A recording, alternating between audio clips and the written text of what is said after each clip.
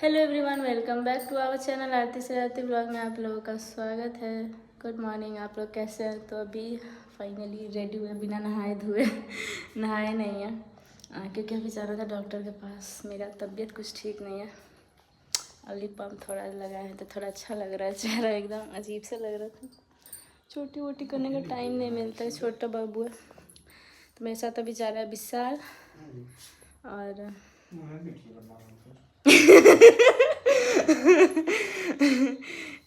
बड़ा बेटा और छोटा बेटा दोनों साथ में जा रहा है। तो अभी जाएंगे क्योंकि पतिदेव ड्यूटी गए हैं और उधर से भी मतलब बहुत सारा काम है रास्ते में भी, सब काम को करते हुए जाना पड़ेगा और इम्पोर्टेंट काम है इसलिए जा रहे हैं। उधर से मम्मी को भी लेते आएंगे क्योंकि रास्ते में ही पड़ेगा। सो गया था का हुआ अभी तो लेके चलना।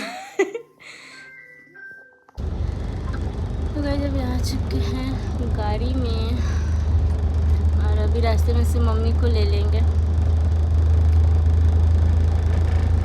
आईब्रो मेरा बार बार हम अपना आईब्रो ही देखते रहते हैं। तो इतना काम करने का नतीजा है मेरा डॉक्टर के पास जाना पड़ रहा है। डॉक्टर भी बोलेगा इतना सीढ़ी चढ़ती क्यों है। तो गाइस अभी मायके आ गए हैं रोड पे।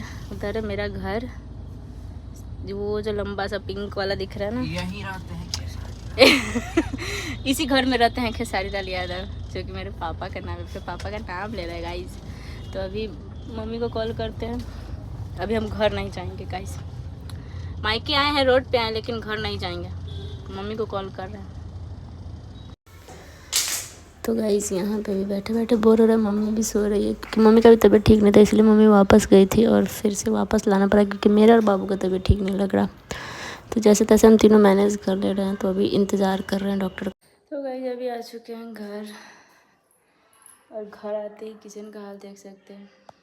मेड भी मतलब शाम को नहीं आई थी, सुबह में भी कुछ काम नहीं हुआ था क्योंकि आज मेड भी सुबह जो है वो देर से ही उठी थी। तो मतलब सिर्फ बर्तन धुल के चली गई थी और फिर उसके बाद झाड़ू वगैरह कुछ भी नहीं लगा था। मतलब बोली कि आएंगे 10 बजे तक तो लगा देंगे।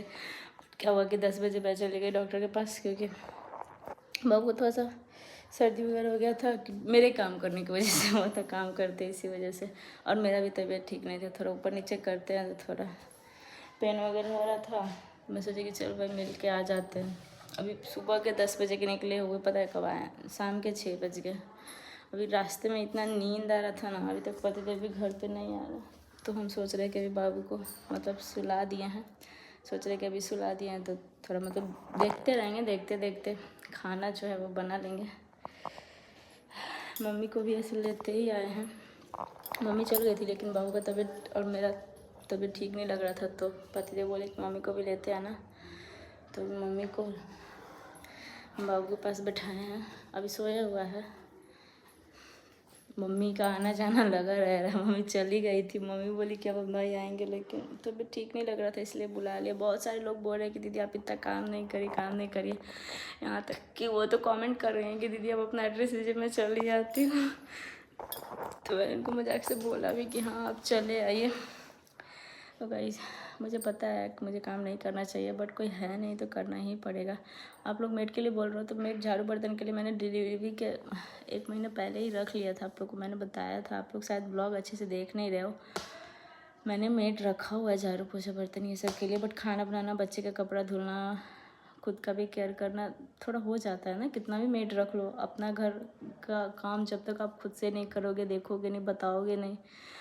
मेरा मानना ये ना कि जितना आप मेड को बोलते हो ना इधर कीजिए उधर कीजिए, उससे ज़्यादा आप ही जल्दी कर लोगे। बट क्या करें, सब लोग रखते हैं, मजबूरी में तो रखना ही पड़ता है। तो मेरा भी कुछ ऐसा सिचुएशन है, कितना भी मेड कर लेती है बट मेरे को करना ही पड़ता है। आधे से ज़्यादा भी कपड़े छत पे वहाँ पे धुले हुए रखे हुए हैं। तो वो सब मैं सोच रही कि जैसे 100 महीने कंप्लीट होगा फिर से पूरा घर का सफाई होगा, उसके बाद घर में पूजा पाठ जो है वो स्टार्ट होगा। फिलहाल अभी सब्ज़ी वगैरह उधर से ही लेते आए हैं और अभी बनाएंगे। सबसे पहले कुछ खाना बना लेते हैं।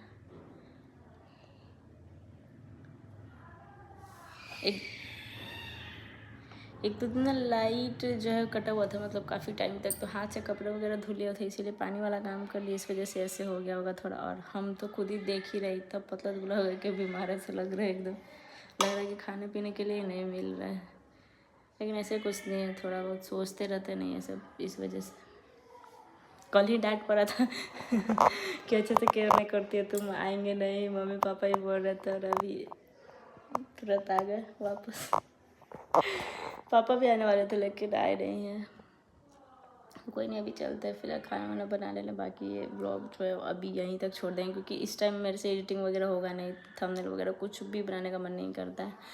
और मैं एक चीज़ बोलना चाहूँगी ना, किसी ने कमेंट किया था कि मुझे हेल्प चाहिए, मेरा चैनल जो है वो शॉर्ट्स प्रमोट कर रहा है, वीडियोस के लिए क्या करूँ, या फिर मतलब कुछ और। तो मैं कितनी बार बोल चुकी हूँ कि जो भी करना है आप लोग यूट्यूब पे सर्च मारिए, यूट्यूब पे हर प्रॉब्लम का सॉल्यूशन मिलता है, सारा प्रॉब्लम सॉल्व हो जाता है, हर कोई वहीं से सीखते हैं। और आप लोग मेरे को कमेंट करते, मेरे को करते हो, अच्छा है, आप लोग को ट्रस्ट है कि मैं बता दूँगी, बट मैं यही तो बता रही हूँ कि यूट्यूब पे आप लोग सर्च कीजिए, जो भी करना है, जैसे करना है, हर चीज़ का वहाँ पे मतलब हर समस्या का समाधान है, मैं बोलूँ तो।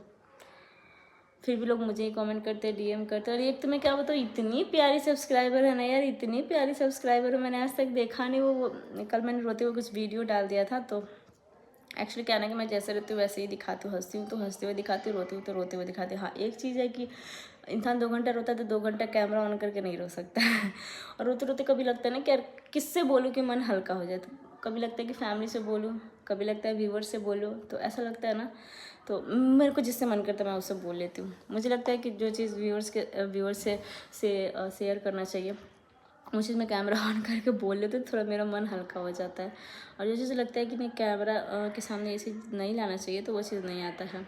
तो वो इतनी प्यारी सब्सक्राइबर ना मेरे को रोते हुए देख बोल रही थी कि आरती बेटा बोल रही थी, ऐसे मेरा नाम लेकर मेरे को बेटा बोल रही थी, तो मेरे को लगा कि वो मुझसे काफ़ी बड़ी है, तो मतलब आंटी के जैसे, मतलब एज ए गार्जियन के जैसे बोल रही थी एकदम। मुझे लग रहा था कि मेरे गार्जियन जो है वो उस टाइप का कुछ समझा रही थी।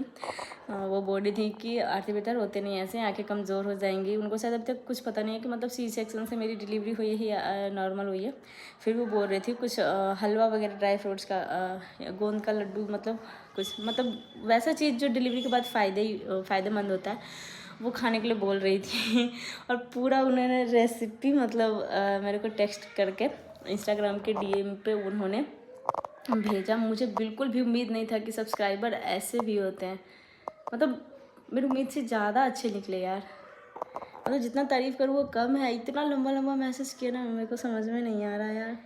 इतने प्यार से उन्होंने पूरा रेसिपी कि हाँ इतना ग्राम काजू लगेगा, इतना ग्राम बादाम लगेगा, ये वो करके, तो उसके लिए मैं मतलब जितना बोलूँ उतना थैंक यू कम है, पर फिर भी बोलूँगी कितना प्यार देने के लिए आप लोग को बहुत बहुत बहुत धन्यवाद कि आप लोग इतना प्यार देते हो। आपके इन्हीं प्यार की वजह से मेरा कितना भी तबीयत ख़राब रहता है ना, मैं अपने आप को स्ट्रॉन्ग फील कराती हूँ, और फिर उसके बाद मैं ब्लॉग में आती हूँ कि नहीं, जो लोग मुझे, कुछ ही लोग मुझे देखना पसंद करते हैं, बट मैं उनके लिए आऊँगी, उनके लिए मैं पीछे नहीं हट सकती। वो चाहते हैं कि मुझे देखें, वो चाहते हैं मेरे से कमेंट के थ्रू बात करें, डीएम के थ्रू बात करें, जैसे भी कर रहे हैं वो अपना प्यार दे रहे हैं, तो मैं भी अपना थोड़ा सा वक्त उनके साथ शेयर करूँ, इसलिए मैं ब्लॉग बंद नहीं करना चाहती गाइस।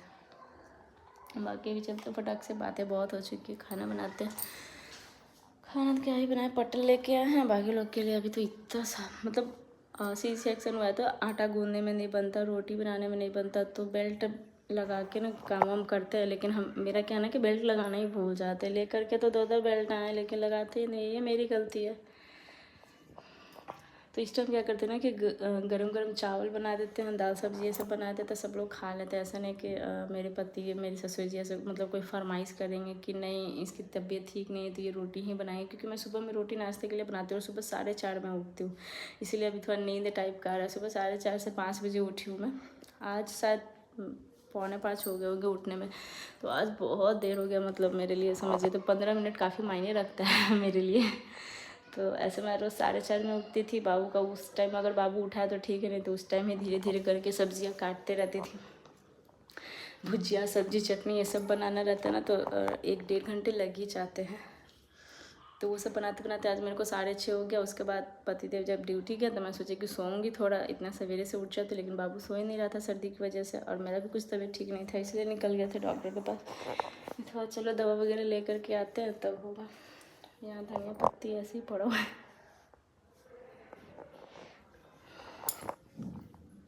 तो चलिए अभी इस ब्लॉग को ना यहीं पे रहने देते हैं, क्योंकि अभी से ज़्यादा कुछ शूट करने का मन नहीं कर रहा। क्योंकि अभी खाना बनाने में फिर से देर हो जाएगा। बाहर से आए हैं तो मतलब एक टाइम होता था ना कि शादी से पहले जब मायके में रहते थे ना, तो बाहर से आते थे ना, शॉपिंग करके आते थे गाइस, शॉपिंग करके आते थे, फिर खाना खाया नहीं जाता था, बाहर से ही खा के आते थे। अभी तो चलो भाई मजबूरी है कि बच्चे को फीड कराना, तो बाहर का आप कुछ नहीं खा सकते हो, इसलिए नहीं खा रहे हो। लेकिन पहले क्या होता था ना कि बाहर से शॉपिंग करके आती थी, बाहर का ही खा के आती थी, घर में खाने का हिम्मत नहीं करता था, बस आती थी और नहा के सो जाती थी। लेकिन अभी ऐसा हो गया है ना कि बनाना पड़ता है बाहर से आने के बाद। ये होता है ससुराल, और मायके में बहुत फ़र्क होता है।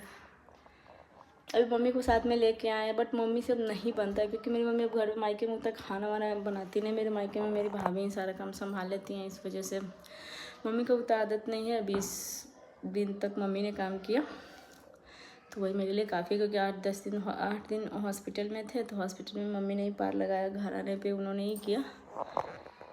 तो अब कितना करेंगे, मुझे भी थोड़ा सा हिम्मत बढ़ा के काम करना पड़ेगा, क्योंकि मम्मी काम करती तो मम्मी भी थक जाती, इसलिए मम्मी को फिर वापस जाना पड़ता है।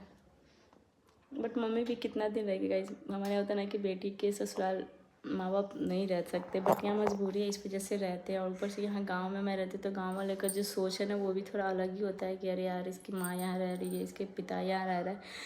तो ये चीज़ से मुझे कोई उतना फ़र्क नहीं पड़ता, जिसको जो बोले यार मजबूरी है, शौक से मैं थोड़ी ना उठा करके लाई हूँ। मैं मायके भी जा सकती हूँ, ऐसा नहीं कि नहीं जा सकती, बट पति भी यहाँ अकेले रहेंगे, फिर वो मेरे मायके में नहीं रह सकते ज़्यादा दिन, फिर वो यहाँ कैसे बनाएंगे खाएंगे। हम लोग हैं तो चलो उनको भी अच्छा लगता है कि चलो शाम को थक के आते तो अपने बीवी बच्चे को देखते हैं, चलो भाई थका हुआ पिता भी रहता है ना, तो वो अपने बच्चे को सामने देखता है ना, तो वो खुश हो जाता है, उसे थकावट महसूस नहीं होता, फिर भी वो खाना बना लेगा।